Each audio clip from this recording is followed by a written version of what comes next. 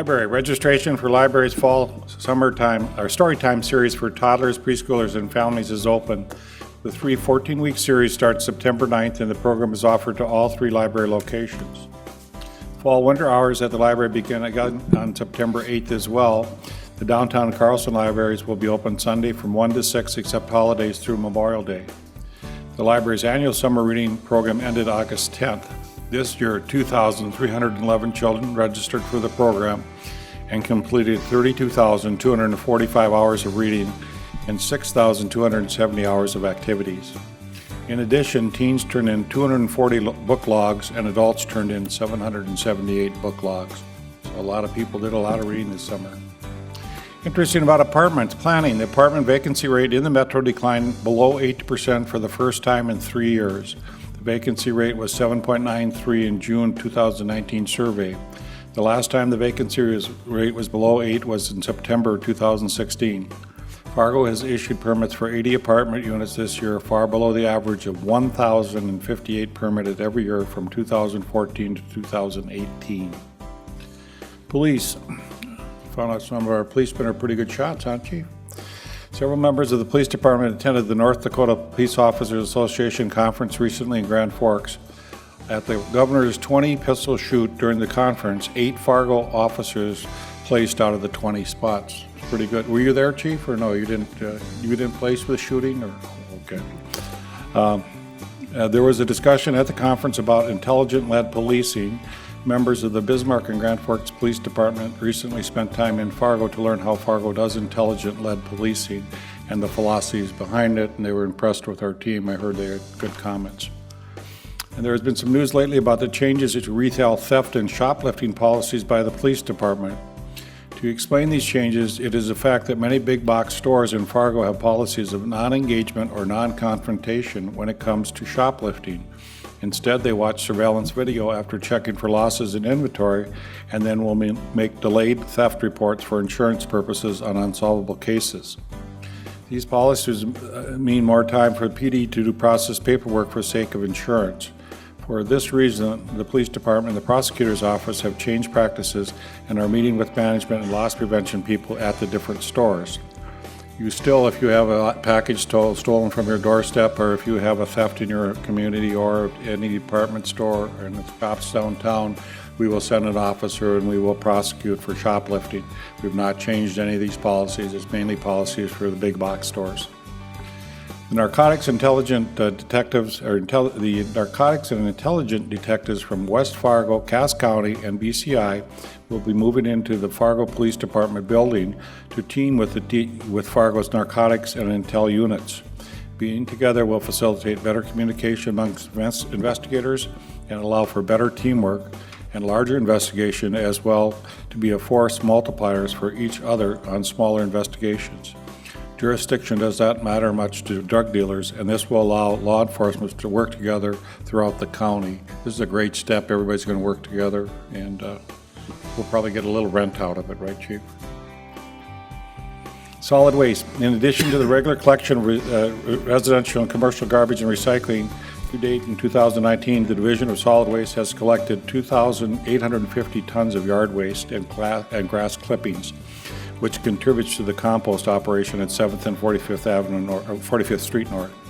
In addition, landfill employees have handled 5,676 tons of wood waste so far this year in forms of trees, branches, brush, and general wood waste such as pallet and wood chips. A bit more because of the storm, but it's been quite a bit of wood. Lastly, the city recently welcomed representatives from Region 8 Housing and Urban Development to highlight 3 significant events in Fargo that have been in the works for the past 2 years.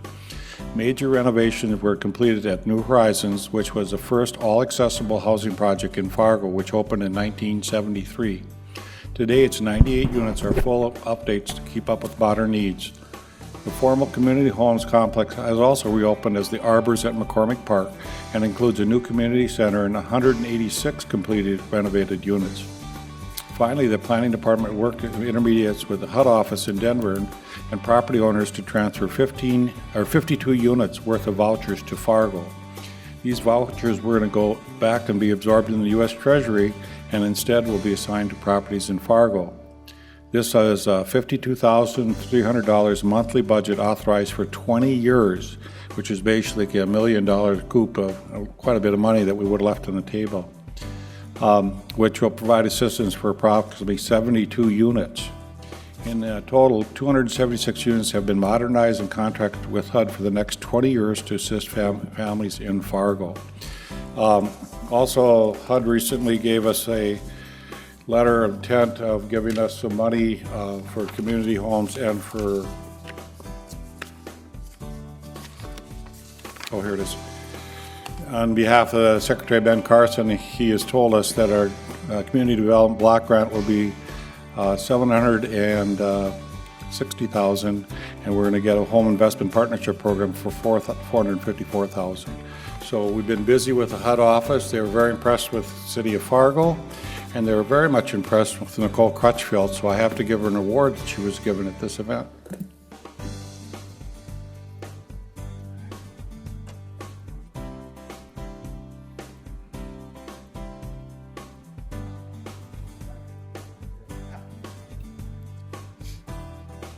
So they did a bus tour all of Fargo and kind of looked around Fargo and saw all the different projects we had going. And Commissioner Strand, you've been very worried about affordable housing. We found that we're doing a great job, and they were very impressed with the work that our planning department had done and what had gone on. This is one of 2 states that figured out this voucher thing, that transferred it into 2 states. They've never done that throughout the country. It was termed as brilliant, and I want to commend my planning department for doing that, because it did save housing for other people that normally wouldn't have those vouchers. So of course, it's just fantastic. So on a bus tour, where she spent almost 2 days on a bus going through all our different projects throughout the community, Nicole got this from Evelyn Lynn, who's the Section 8 HUD representative. And it says Certificate of Excellence in U.S. Housing and Urban Development Multifamily West Region. Nicole Crutchfield, City of Fargo, North Dakota, is hereby recognized for her leadership role in preserving affordable housing through Section 8BB Affordable Transaction Fargo, North Dakota, August 22nd, 2019. Congratulations.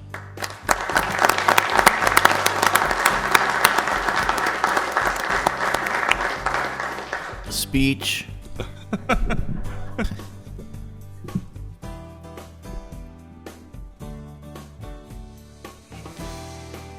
She's bashful, but they really felt that we do a great job in this community. And I know, John, you've been worried about affordable housing, but there's some really great partners in our community right now. Staff members from the City of Grand Forks recently toured our new City Hall building as well as the Rocco Garage downtown as an inspiration for their plans to remodel and or renovate their City Hall in downtown. They found that we're really doing some awesome things in Fargo, and people are noticing. They went through and checked our efficiency, how our offices are working, and how things are going throughout the city. And we're very impressed with what we have been doing in the last several years, so I'm very pleased about that. Tonight we're going to show 3 short videos from the police department highlighting officers Samantha, Ian, and Sam. Ian Christon, 23 years old, from Mundelein, Illinois. So far the training process has been fantastic. There's a huge focus on fundamentals and doing things the right way. There's a certain expectation and standard that they hold us to, and just trying to achieve that every single day to better ourselves and become the best officers that we can be. It's been a great process. It's been fun as well, getting to know everybody that we're beginning this journey with, getting to know other people on the command staff, and just to see how Fargo does things has been really fantastic and a great onboarding and introduction to the department. My father is a funeral director, and that had a huge influence on me as a child. Just seeing him interact with people and helping them on the worst day of their life, to be able to have that ability to help and influence the community and just be there for any problem that arises. And that was a big influence to want to get involved in law enforcement. Recently here in Fargo I began training in Brazilian Jiu-Jitsu with the inspiration to get into law enforcement, and it's just something that I've slowly began to fall in love with. It's kind of taken over a competitive athletic side, but then also its functionality and application to law enforcement has just been really great. I'm Ian, and I'm a Fargo police officer.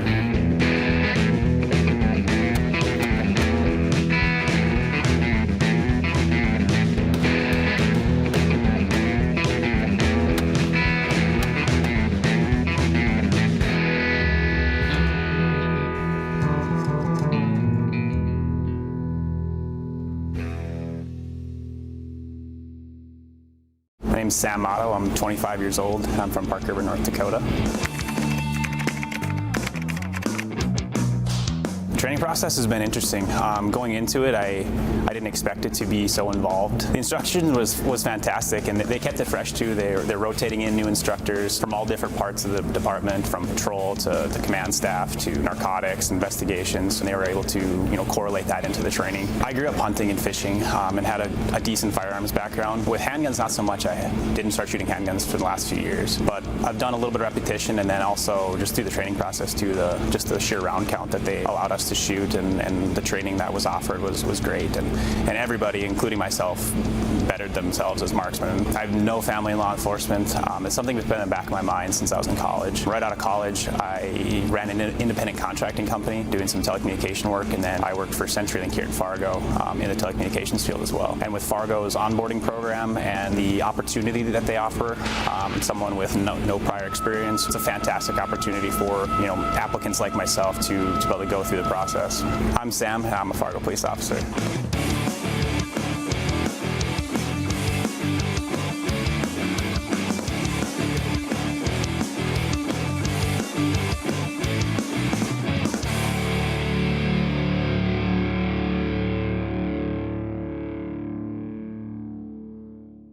Are you getting on this? What? My name is Samantha Lasham. I'm 24 years old, and I'm from Inver Grove Heights, Minnesota.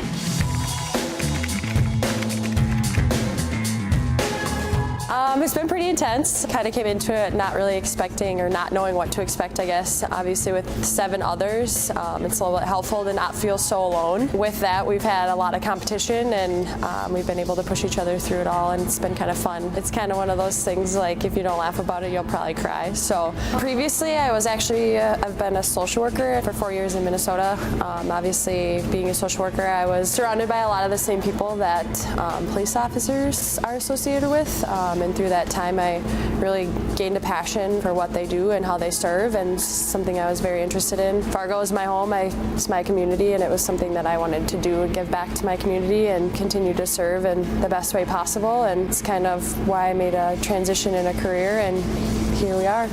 I am Sam, and I'm a Fargo police officer. Perfect.